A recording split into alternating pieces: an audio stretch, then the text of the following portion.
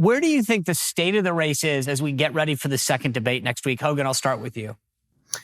Well, look, Sean, I think you and I have done a lot of these over the years, and I've never seen anything like this in my life, to have a front runner that's so far ahead, in large part because he's running on things he's actually accomplished as president, not as a governor, not as a senator, or promises he would do. If he got elected to the White House, he can say, I did them once, I can do them again. And his lead continues to expand. And there was a time there after those midterms where it kind of got closer, a little dicey. 15, 20-point range, 10 points. And then next thing you know, started going back out. And Donald Trump's still ahead by 40, 50, 60 points in some polls.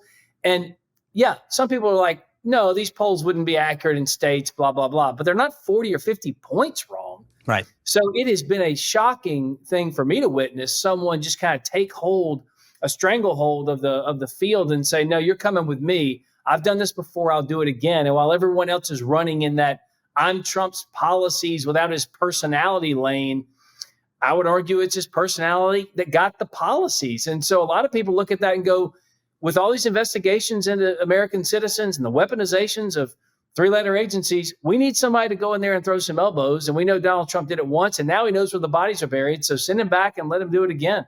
Amber?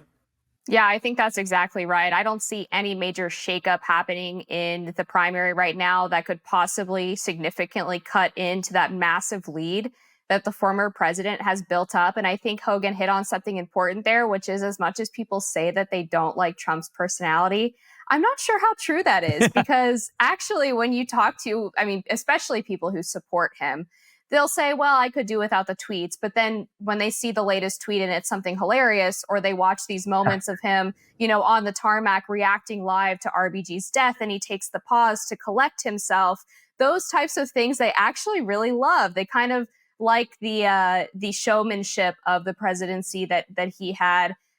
So I think the personality does matter. And the personality is part of that fighter persona that they really liked too. And when they see these indictments, as Hogan said, right, this is something that resonates with them, because now under the Biden DOJ, you're seeing them actually turn their sights on everyday Americans. You're seeing them turn their sights on pro-life activists, on school board parents, on people who are doing nothing but talking about right-wing politics online. And then the FBI jumps in and tries to manufacture a plot to kidnap the Michigan governor. So they see what's happening to Trump, and they see what's happening to the average American. And they're able to put two and two together and say, oh my gosh, that could happen to me.